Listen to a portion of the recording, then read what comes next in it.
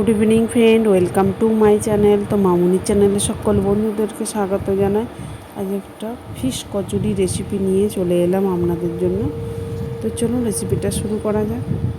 এখানে দেখুন 2 কাপ ময়দা নিলাম, স্বাদ মতো লবণ দিয়ে দিলাম, হাফ চামচ কালো জিরে দিয়ে দিলাম, সাদা তেল ময়ানের জন্য। এরপর জল দিয়ে আমি ডো বানিয়ে নিলাম, ঢাকা দিয়ে প্রায় রেখে দিলাম আধ ঘন্টার মতো। এদিকে দেখুন আমি মাছ 3-4 পিস হবে এই যে সিদ্ধ করে নিয়েছি, সামান্য লবণ আর হলুদ দিয়ে মাছের কাঁটা বেছে নিচ্ছি। তো যে যেখান থেকে বসে আমার ভিডিওটা দেখছেন প্রথম থেকে শেষ পর্যন্ত দেখার অনুরোধ রইল। তো মাছের কাঁটা বাছা হয়ে গেছে। এরপর একটা ফ্রাইং প্যানে সর্ষের তেল 1 চামচ হবে, গোটা জিরে হাফ চামচ, কুচানো পেঁয়াজ দিয়ে দিলাম। লো আঁচে পেঁয়াজটা ভেজে নেব। তো পেঁয়াজটা হালকা ভাজা হয়ে গেলে দিয়ে দিলাম আদা, রসুন, কাঁচা লঙ্কা ছোট্ট ছোট্ট করে কুচিয়ে রেখেছিলাম, সেটাও দিয়ে দিলাম, চাইলে বেটেও দিতে পারেন। এরপর শুকনো মশলায় হলুদ, জিরে, লঙ্কা গুঁড়ো আর লবণ দিয়ে দিলাম। এরপর সেই কাঁটা বেছে রাখা মাছগুলো দিয়ে দিলাম।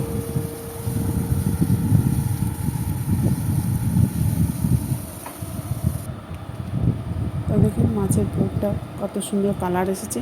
এরপর সবশেষে আমি চাট মশলা দিয়ে দিলাম, এতে খুব সুন্দর একটা ফ্লেভার আসবে, খেতেও কিন্তু দুর্দান্ত হয়।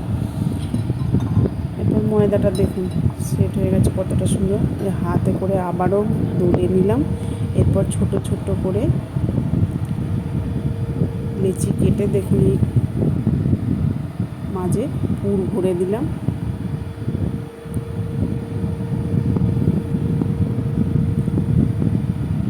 এরপর হালকা হাতে, খুব বেশি চাপ দেওয়া চলবে না কিন্তু, তাহলে পুরটা বেরিয়ে যাবে। একদম অল্প হালকা প্রেশার দিয়ে বেলে নিতে হবে। একটা আমার বেলা হয়ে গেল, দেখুন আরও একটা বেলে নিচ্ছি।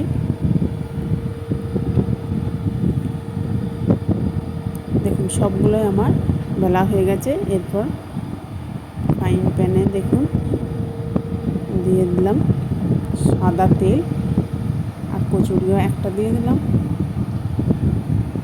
দেখুন কতটা সুন্দর ফুলকো ফুলকো হয়েছে।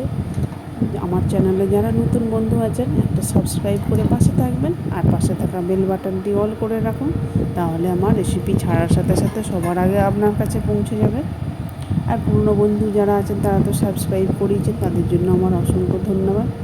তো কচুরিগুলো দেখতে পাচ্ছেন কালারও কত সুন্দর এসেছে, আর প্রতিটাই ফুলে একদম মানে লুচি ফুলকো ফুলকো একদম প্লেন লুচির মতো হয়ে যাচ্ছে। তো বাড়িতে আপনারা অবশ্যই একবার হলেও বানিয়ে দেখুন, কেমন হলো কমেন্ট করে জানাতে ভুলবেন না।